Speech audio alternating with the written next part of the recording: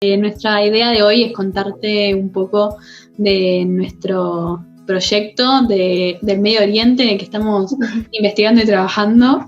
Así que nada, vamos a hablar un poco de su situación política, económica y cultural y ver cómo esto engloba también a todo el resto del mundo. Así que, sin más preámbulos, empecemos.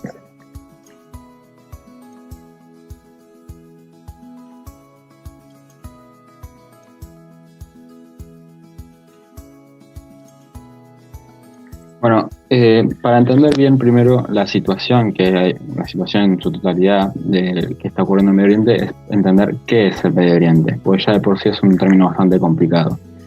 Hay que destacar, primero que todo, que puede ser un concepto un poco impreciso, porque no existe un Medio Oriente realmente definido geográficamente. ¿Esto por qué es así? Bueno, porque existe una mezcla importante de conceptos que cada uno de los cuales refiere a distintas cuestiones que pueden ir desde lo económico, lo militar y alcanzando, que ese es el rasgo más importante, que es la religión. Como acabo de decir, las religiones son los más importantes. Se suele asociar mucho la palabra Medio Oriente a mundo musulmán, dado que justamente el Islam predomina en la región. Sin embargo, haciendo referencia a este caso, se puede hacer mención a otras zonas en las que también el Islam tiene una importancia muy considerable, a tal punto de ser parte del Estado y el Corán como ley fundamental, que es, por ejemplo, en África y el centro de Asia. Este último, sobre todo, post derrota de la Unión Soviética y formación de los estados en ese territorio. Sin embargo, estos no suelen ser incluidos en esta concepción de Medio Oriente. En algunas investigaciones y estudios sí se hace mención al noreste de África, dada por un lado la extensión misma de la religión, como acabo de decir, y el otro lado una continuación también del lenguaje. Una pregunta, profesor. Esta dificultad de la definición del área geográfica puede estar relacionada con el acuerdo Sykes-Picot entre Inglaterra y Francia. Sí, claro. Justamente al término Medio Oriente se lo suele considerar un término eurocéntrico. Como acabas de decir, el acuerdo Sykes-Picot se da en el contexto de la Primera Guerra, por lo cual también el término tiene un contexto militar que no solo hace referencia a los pueblos locales, sino también a los pueblos de Occidente. Haciendo un poco más de hincapié en Inglaterra, fue el ejército británico uno de los primeros que utilizó la definición Medio Oriente al nombrar a uno de sus comandos, Comando Medio Oriente, y reforzar su uso para que luego, por ejemplo, pueda ser utilizado por Estados Unidos, el ejército estadounidense y la CIA. Retomando, el concepto de Medio Oriente es eurocéntrico. Esto implica que depende exclusivamente de la visión propia de los países occidentales sobre la región. No es un término independiente, por decirlo de alguna manera. Y por esa misma razón, muchos pueblos y comunidades locales están en contra de esta nominación que se les dio. Y por citar un único ejemplo, los países árabes consideran que no se hace alusión a su nombre en el concepto, en un intento de minimizar su importancia y su poder. Actualmente se suele considerar el núcleo duro del Medio Oriente como los países árabes, Turquía, Irán, Israel y Egipto. Como retomando lo que dijo mi compañero, en esta región habitaban diversos grupos de personas con distintos ideales, lo que en 1979 se juntaron todos en un mismo grupo con el fin de derrotar a la monarquía del Shah. Sin embargo, luego fue hegemonizado por el sector religioso, donde el líder Jomeini instauró un nuevo régimen, el de la República Islámica. Esta república combinaba un régimen democrático con división de poderes, con el control de las leyes y de los candidatos por consejos religiosos que evaluaban su islamicidad. O sea, que a partir de cuán islámico era aprobado o no por estos consejos religiosos. de estos grupos, diversos modelos lo tomaron como ejemplo. Tomaron su lenguaje, la vía militar para enfrentar a sus enemigos, adoptaron las formas en las que se anunciaban al mundo y la manera en la que en sus discursos legitimizaban sus actos a través de la religión. Algunos de estos grupos es Al-Qaeda o el Frente Islámico. Muchas de estas organizaciones islámicas surgieron como movimientos liberalistas y basaron su legitimidad en la lucha contra invasores extranjeros. Usaban para legitimar sus acciones, utilizaban generalmente la religión y con eso la población no lo veía como algo negativo, sino que lo veían como algo positivo y seguían estas masas. El éxito de este régimen fue que no era que solo había un ideal, sino que acaparaba diversos grupos con diversos ideales, etnias, políticas, lo que lo hacía más diverso. Y los discursos también de esta república eran basados en la eticidad, lo que atraviesa cualquier barrera territorial. Es que este Oriente Medio se haya ubicado geográficamente en un lugar muy estratégico. ¿Por qué? Porque abarca 3 continentes, abarca África, Asia y Europa. Por lo tanto, tiene el control del norte y del litoral del Mediterráneo, lo cual es mucho dominio. Y además concentra en esta región una gran variedad de culturas. Por esta razón es que fue la atracción de las grandes potencias desde tiempos inmensurables. Esta posición estratégica le permitió a Medio Oriente controlar el cruce del oeste al este y viceversa de bienes, personas e información. Hay un canal que se llama Estrecho de Hormuz, que es la única alternativa para salir del Golfo Pérsico.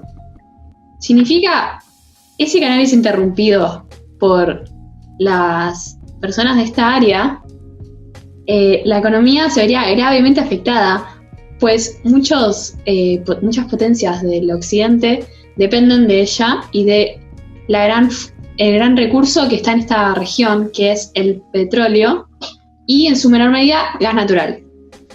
Las potencias se han disputado esta región por estos recursos que están en esta área. Políticamente esta región en su menor medida es democrática. Hay muy pocos países que siguen este modelo, de hecho son la minoría, y esto genera que haya una gran inestabilidad, en esta zona. Por lo tanto, dio lugar a la aparición de los ataques de grupos terroristas, que a su vez estos grupos aumentaban más la vulnerabilidad, que aumentaban más los ataques terroristas. Por lo tanto, era todo un círculo vicioso, y sigue siendo, que afecta a la región. El desarrollo político y económico está basado en un equilibrio internacional. Hay un sistema que es de 3 triángulos, el externo, el interno y el dependiente. Cada uno está conformado por 3 países de esta región. Y dice que si estos tres triángulos están en un equilibrio, el resto de las políticas y la economía está en un perfecto equilibrio. Pero ¿qué pasa? Esto jamás pasó y es muy difícil que pase. ¿Por qué? Porque cuando 2 de estos 3 países de este triángulo están en compatibilidad, uno está alienado. Por lo tanto, este equilibrio no pasó ni nunca va a pasar, y es lo que genera no solo esto, sino también, como dijimos antes, la gran cantidad de recursos de petróleo y de gas que hay en la región.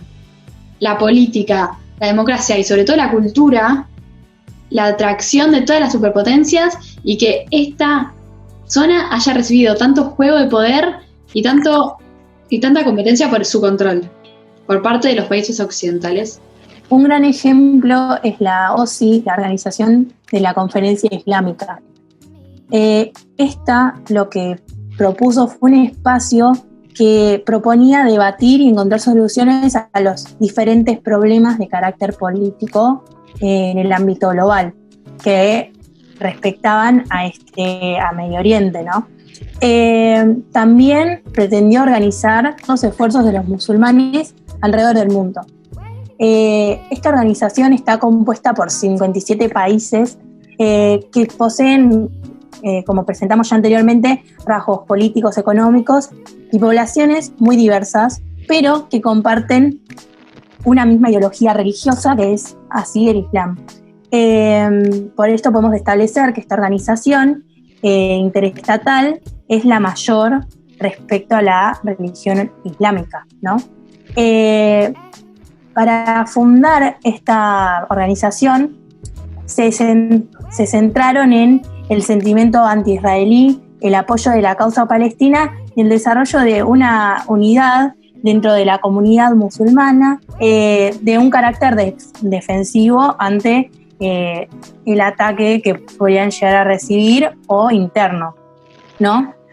Sin embargo, hubieron una serie de características que imposibilitaron el desarrollo exitoso de esta organización. Por un lado, había una competencia interna de poder y liderazgo entre los diferentes estados conformantes de la organización. Por un lado, teníamos Arabia Saudí y por el otro Irán. Que bueno, como también sabemos, Arabia Saudí posee una población basada en el sunitismo, ¿no?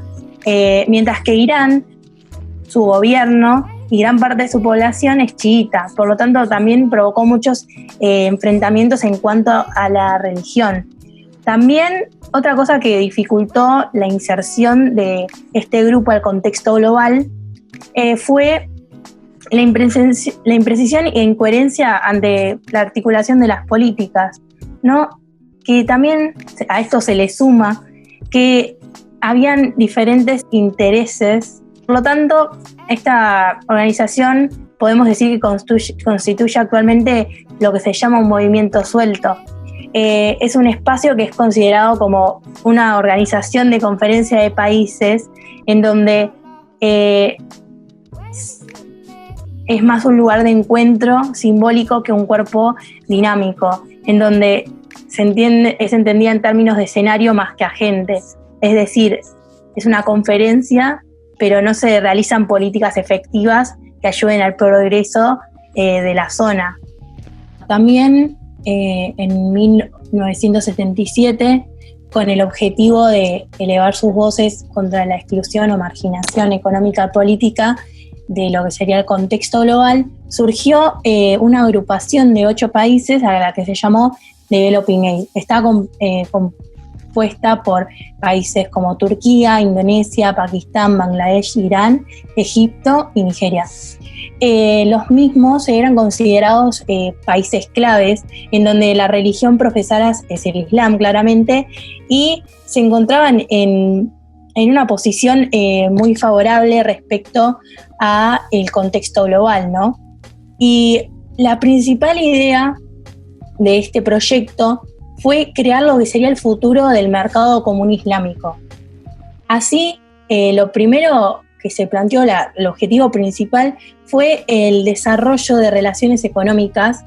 Entonces pensaron en la necesidad de cooperar en lo que sean ámbitos políticos, financieros, comerciales, en donde establecieron relaciones entre sí.